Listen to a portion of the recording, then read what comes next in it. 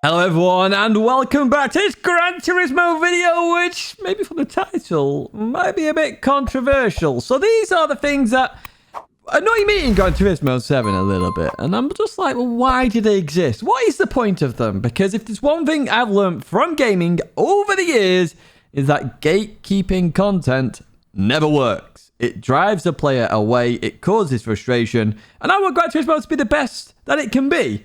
And at the moment, some of these things, I'm just like, just why? Why are we in this situation? Now, what are they? Well, let's jump straight into these then. Now, some of these you may not agree with. That's your opinion. This is my opinion. And I'm happy to hear your opinion in the comments. Do let me know. So, first up, have you ever actually thought about the single player mode and actually going through the cafe menus? And now, if you think about those cafe menus, have you ever done a grid start? Ever? No, I didn't think so either. Now, I went through and I look at some of my old races. Now, if there's any of the new ones, do let me know. But I went through my old races, and not one single one is a grid start. Every single one is a rolling start. It's a chasing game rather than a racing game. I have to chase down the AI. Now, I do get the fact that the AI is very slow until we get Sophie. Imagine Sophie with a rolling start, my word. I would never catch them. They'll be lapping us. But even so, it'd be nice where if we had a grid start, we could maybe try different cars. But instead, we're forced to use certain cars and absolutely go hell for leather to chase these AI cars. And then when you pass them, they get good. They literally get good. Kind of frustrating, really, and I realized this when somebody said there's not one single grid start, and I thought about it, and I'm like, that's right, you know. Now, we're meant to have old school Gran Turismo in GT7. Old school Gran Turismo had grid starts. More grid starts than rolling starts, so it'd be something I'd like to see come in, especially for the players that play offline only. You know, generally they have to make up their own races, but even so, in the cafe menu, it'd be good to see some grid starts in there. I'm not sure why it's been done that way. It seems a bit, I don't know, lack of ideas. I'm not sure how to put it across, really. But yeah, it's kind of annoying, to be honest, when I think about it, that it's not got, there's no grid starts. You know, I can't go out there in quite a slow car and just start off with a grid start. I have to chase down 40 seconds of lap time sometimes. Yeah, seems a bit mad to me. Seems a bit mad. But that's the only offline one I've got on here because I mainly play online, as do some of you. However, you have to play offline to get online. So why this is the way it is, I do not know, because offline does not represent online in any way, shape or form. But online lobbies are locked until you complete menu book 9. Why? Imagine this. Okay, imagine this situation. You and your friend, you go out, you buy Gran Turismo. You're like, excellent. Okay. We're going to buy our first car. Right, excellent. Let's just load a quick lobby. Let's have a look at what cars we bought. Let's have a bit of a race round. Oh, no, I can't. I've got to play the game for the first 2 hours to get to lobby mode. It's just not on. Let's be honest. It's just silly to me, that. It's absolutely silly. Why are you gatekeeping that? Offline is very different to online in every way, shape and form. Just why? The lobby function should be there from the very word go. Yes, and for sport mode, watch a video before you do sport mode. But lobby, come on, it's lobbies. It's lobbies. You want to go and play with your friends. You do. You know, load it up, join a lobby. There you go. But the fact it's locked until you complete menu book 9 seems a bit baffling to me. And it's quite frustrating when you have a new account that you've got to play the offline mode again, which obviously the first part of it is just tedious and boring. Get to menu book 9 and complete menu book 9 in order to get into lobbies. Yeah, it's just on, in my opinion, very annoying, very, very, very annoying in terms of Gran Turismo 7. That definitely needs a change. Now, let's say you complete menu book 9 and you want to make a lobby. Oh no, you can't select all the tracks. However, you can with a little hack around. Why are tracks gatekeeping in lobby settings? I do not know. This is ridiculous. And I suffer from this every time I do a TCR lobby because I'm not maximum level. So what you got to do is you've got 2 choices. You can go on your main account, if you've finished the game, of course, save the lobby settings, then go onto your alternative account, load the lobby settings that you've just saved. Oh, look at that. I can now select the track just by the save settings feature and not by just picking the circuit. Why? So you gatekeep something which I can get round anyway. What's the point? There's no point. It's stupid. Alternatively, of course, you could look to see if somebody else is hosting that track and then save their settings as well, which you can do. And I've done that on a couple of occasions myself. But why? I do not understand why this is gatekeeped so much. I don't understand it. I get it for the cafe menu. If you want to have this story feature where you go through tracks unlocked, etc., fine. That sort of makes sense. It does. To some extent, because, I mean, limiting some tracks where maybe Nürburgring's your favorite track, but you can't race it because you've not unlocked it yet. Bit tedious. You've got to play the game so far to even unlock it. It's annoying. But I don't, I don't get the fact that you create a lobby. You're like, excellent, let me pick a track. Oh, no, it's not available. Oh, wait, I can search for the lobby or search for the track in the lobby settings and save their settings. Now I can pick. Seriously, get rid of that locked away feature, like, now. It is so stupid. Like, why? Why don't it makes me laugh even now why that is even a thing, to be honest with you. It really does. A very, very, very annoying feature, and one I have to suffer with every single week at the moment. Yeah, it is very annoying. Right, next feature that is very annoying that exists.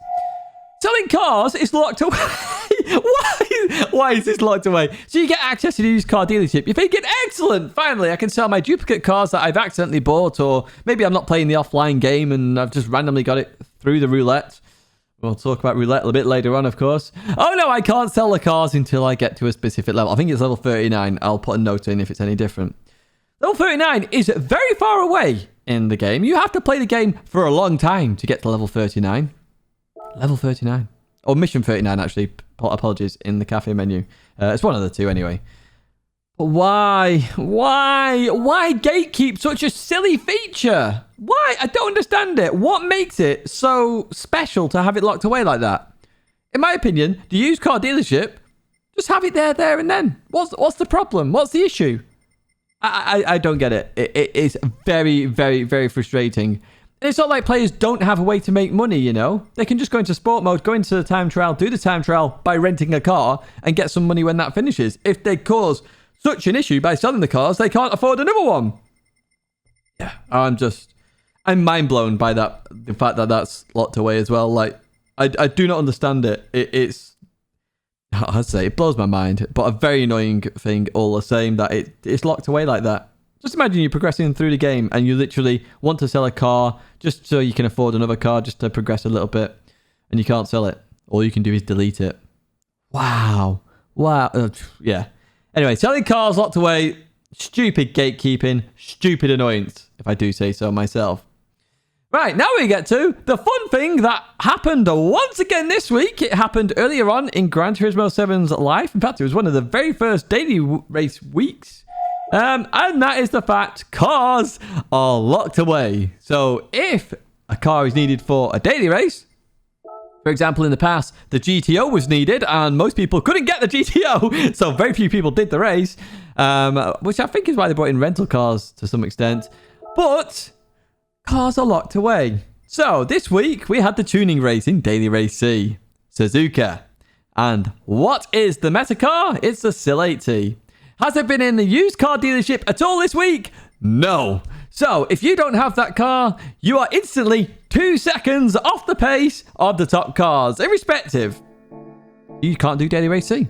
Or you can, but you'll just be at the back. But then people think about their DR and then go, okay, well, I'm not going to do it. What on earth is this locking away feature? It's crazy to me. Absolutely crazy. For me personally, I feel like cars should be available to buy, all of them, available to buy at some point in some area. Maybe, just maybe, you make it so the used car dealership is very much for the cheaper cars. So, you know, you want to go and buy it. It's cheap there. You can get a good deal, you know, car dealership, used car dealership, good deal. Or you go and buy it new and it's very much more expensive. And for classic cars, it could be super expensive or a bit more expensive at least. So let's just say a car is 100k in the used car dealership.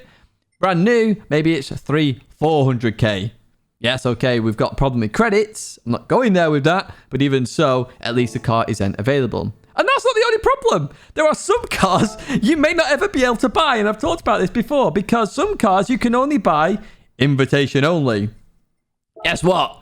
you may never get that invitation to buy that car. So if you're a good car collector here and you want all the cars, you may not be able to buy them all. You may not be able to buy them all because they're locked behind invitations. Now, I remember when I first got my invitation for my Aston Martin Vulcan in the game. And I was like, oh, I need to buy this now because I may never get it again. So I did. But yeah, car invitations, I don't get them.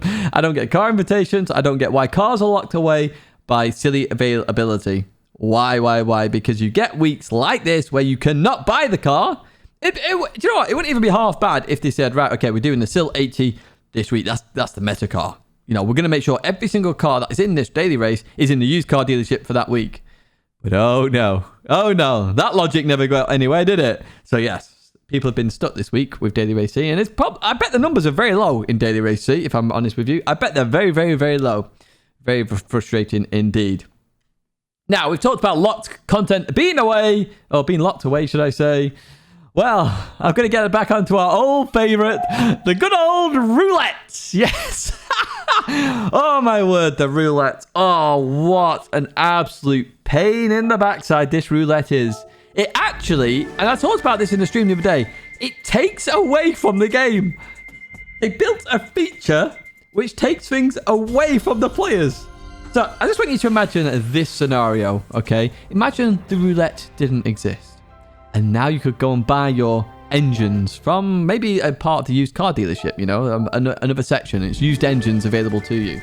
Or maybe it's a special section, a tuner's section, where it's very expensive to buy an engine. But hey, you can still buy any engine you like, so you can tune any car you like to how you like and really be creative in the game, essentially. You know, you can create your own unique cars to some extent. And then people can go have their car meets in the online lobbies, if they've unlocked it, of course. We're getting around here. But yeah, the roulette takes away from the game because it locks things away. You know, the level 5 weight reduction, the engines, you know. This roulette system is just diabolical. I hate it with a passion. And trust me, I read the comments all the time on that roulette video that I did ages ago. And I'm going to do another roulette video in the future, I'm sure. Because it is just bad. It is so bad. You know, people did the engine trick, which I don't blame them at the time, where they glitched and got every single engine 5-6 times across so that they could have the engines, you know. They basically cheated the game so that they could play the game.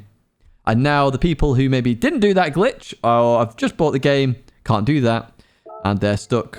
Maybe never getting some of the engines. Maybe never getting some of their parts. Maybe they've got a favourite car they want to tune the living daylights out of to see what it actually could do. And yeah, they can't.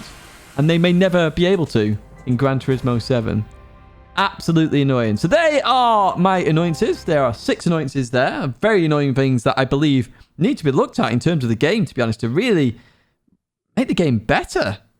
Just make it better for people, if I'm brutally honest. Just to recap then, obviously, it's the fact that there are no grid starts in the career mode. It's all rolling starts. Quite unusual. Again, I still don't understand that. Online being locked until you complete menu book 9. I have no idea with that. Absolutely none. Tracked or limited when you create a lobby, even though you can get round it with a quick hack. I mean, what's that about? Selling cars being locked away for so long in the game. No idea. No idea in the slightest. Cars locked by silly availability. I'd say this week is the perfect example with Daily Race C. Like, you know, we talk about the Legend car dealership as well if you wanted to. It's the same principle there with cars being locked away. And the roulette, of course. The roulette is probably the most annoying thing in the game right now because it literally takes features away from the game. It takes things away. You build a feature which takes away from the game rather than adding to the game. It seems like that was a complete waste of time to me, but hey, that's my opinion. As I say, I'd be interested to know your opinion. I could go into a few more things in there, you know, like manufacturers. You know, you sign up to a manufacturer and yet you have to buy the tires, and guess what? You sign up to a different manufacturer the next time. Oh, look, you lose the tires. Seems a bit stupid, doesn't it? In reality, it should be that you keep the parts, so you keep the tires for that car and then you can go buy the car anyway. But yeah, weather in practice mode, that's another one that just drives me nuts. So, like, Fuji is the next round. Oh, look, it's wet. But if I wait half an hour, it goes dry and then I can do a faster lap. Okay, so I've just got to leave the game running for half an hour to go up the leaderboard. Yeah, sure. No, that's good as well, isn't it? But yes, they are my annoying features. What are your annoying features of Gran Turismo 7? What do you think exists and shouldn't exist? What would you like to see changing? Please do not mention the penalty system. Obviously, we all know the penalty system is what it is. I'm sure there's a lot more to it that we know of, and a lot more that can't be changed that we really think could be changed. But what else do you think needs to change there? Because I think there's quite a lot there in terms of annoyances. Do let me know in the comments below. I do hope you've enjoyed this video. If you did like it, do give it a thumbs up. Subscribe to the channel to stay in touch with all the latest content. We've got some other different videos coming up. If you're one of these people who say, oh, look, Tidge is complaining again. I'm complaining for a reason. This is the title of the video.